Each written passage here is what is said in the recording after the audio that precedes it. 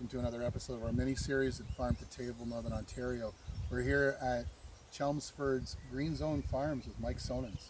My name is Mike Soenens, and I've been here since 1986. And in the early 90s, I was looking for livestock to kind of work or complement with what we were doing. So I started feeding some beef, and then we changed into red deer. Originally started with about, it was 17 bred females that had been imported from New Zealand. And we added to the herd, we bought more red deer, and then at one point we started bringing in elk. So Mike, I've known you for over 2 years now, and I've worked with your elk, and I can say from firsthand experience as someone consuming it and cooking it and preparing it that I've been really happy with your elk. What do the elk eat? What do the red deer eat? Well, all my deer, like whether they're red deer or the elk, they're basically on the same diet. They actually have trees that they chew on. Sure. Because that's naturally what they do. Summertime they graze. We've got 90 acres basically fenced here. I would guess about 60 to 70% of their diet in the summertime is potatoes. And in the wintertime, that would go up to about 80% of their diet is potatoes. We got into an agreement with basically 4 of the bigger potato producers in the valley here. Sure. And we provide a service. Now we take their rejects away. And the rejects, basically, they're deformed or they're bruised or Sure. they have a cut in them. It's not that there's anything wrong with them. It's just that they, like Loblaws or Independent, don't want them in their bag. Understood. Well, that's a three-way win. The elk are eating well.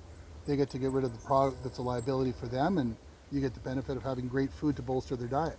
It's a normal way that farmers have always done things. I consider farmers being the biggest recyclers in the world and the oldest recycler. Manure, all the organics usually gets composted or reapplied by land. And you make some of that available to other farmers as well. I've seen that within the group. Yeah, we've started selling some composted manure and some. Sure.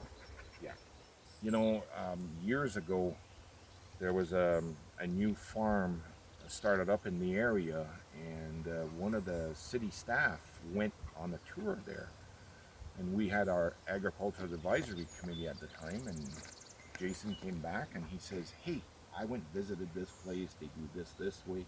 He even showed us the tiller that he uses. And I looked at Jason and I said, "Why do you get excited over a tiller?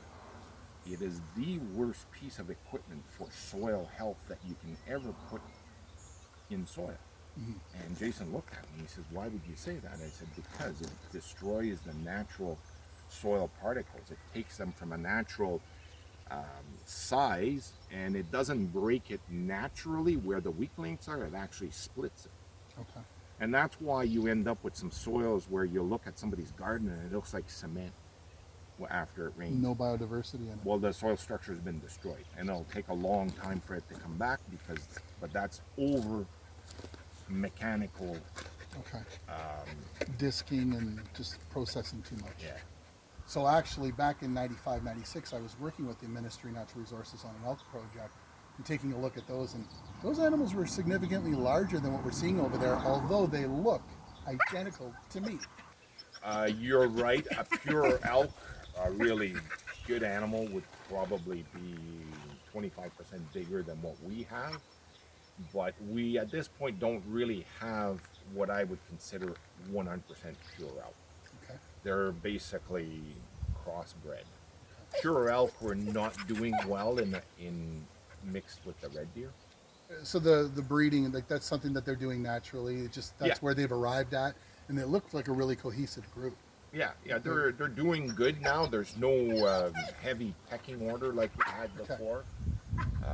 In the fall you always have the disputes between the male, like the mature males, but Sure.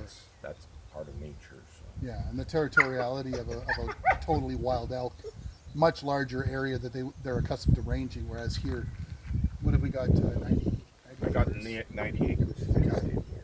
They look really comfortable with that amount of space. Mike, thanks so much for your time today here at Green Zone Farms. You know, opportunities for us at the farmers market to have your products available. And currently, I personally, if you check my Facebook profile and Instagram, I do actually have some retailability of your products. I've been working with it for a while, and I'm really a big fan. Mike, you have a page as well. Yeah, basically we've set up a web page, Green Zone Farms with an s.ca, and at this point it's more of a marketing page. We're not doing sales on it right now, but it does give some information, and people are always welcome to contact us. We do have the product advertised on Facebook. And I always recommend to people to call ahead because we're not manning a retail outlet. We basically just meet people as need be.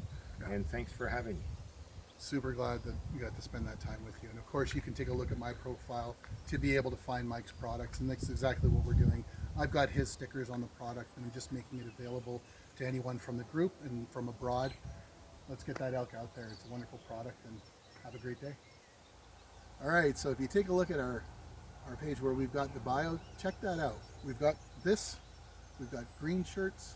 Other shirts are going to be available. We've got hats, patches, lots of merch is going to be available. Check it out and support Farm to Table Northern Ontario.